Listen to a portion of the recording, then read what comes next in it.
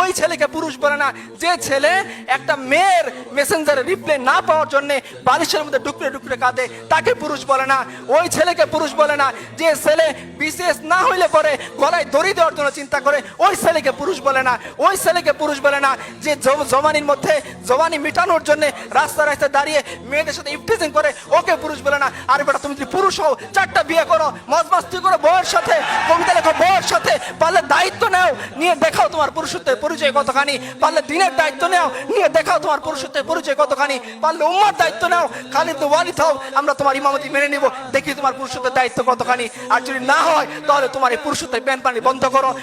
ইতিহাস তোমাকে মনে রাখবে না, ইতিহাস মনে রাখবে খালিদ বিন ওয়ালিদকে, ইতিহাস মনে রাখবে জাফর ইবনে আবু তালিবকে, ইতিহাস মনে রাখবে আবু বকর উমরকে, যে উমর পারস্যের সামনে দাঁড়িয়ে চোখে চোখ রেখে কথা বলেছিলেন। ইতিহাস মনে রাখবে রিবি ইবনে আমরকে, যিনি রুস্তমের সামনে দাঁড়িয়ে বলেছিলেন যে রাসূলুল্লাহ সাল্লাল্লাহু আলাইহি সাল্লাম 3টা অপশন আমাদের সামনে দিয়েছেন, হয় ইসলাম কবুল করো, শান্তিতে থাকবা, রুস্তম বলতে পারবো না, তাহলে অপশন 2 তুমি আমাদেরকে জিজিয়া দিবা, আমাদের অধীন হয়ে যাবা। রুস্তম বলতে পারবো না, তো অপশন নাম্বার 3 তলোয়ার সমাধান করবে তোমার আর আমার মধ্যে, হয় তুমি জীবিত থাকবা না আমি জীবিত থাকবো।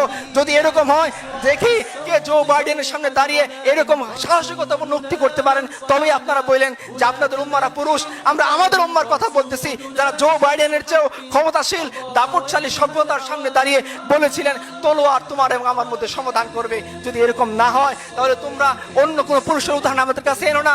আমাদের কাছে হসিমিন পুরুষ না, অমুক তমুক পুরুষ না, আমাদের কাছে পুরুষ হচ্ছেন রাসূলুল্লাহ সাল্লাল্লাহু আলাইহি ওয়াসাল্লাম, আমাদের কাছে পুরুষ হচ্ছেন তার চাচাতো ভাই জাফর ইবনে আবি তালিব, আমাদের কাছে পুরুষ হচ্ছেন আব্দুল্লাহ ইবনে ওমর, আমাদের কাছে পুরুষ হচ্ছেন যায়েদ ইবনে দাসিনা রাদিয়াল্লাহু আনহু, যারা মৃত্যুর মুখে হাসতে হাসতে নিজের জীবনকে দিয়ে যেতে পারেন শুধুমাত্র এক আল্লাহর জন্য, উম্মতের জন্য, দ্বীনের জন্য, এবং যারা নারীদের দায়িত্ব নিতে পারেন, যারা সমাজের দায়িত্ব নিতে পারেন, যারা অর্ধ পৃথিবীর বাদশা হয়ে ভিখারির মতো ফকিরের মতো জীবনযাপন করতে পারেন, আমরা এদেরকে পুরুষ মনে করি। আমরা তোমাদের আনা উদাহরণকে কখনোই পুরুষ মনে করি না।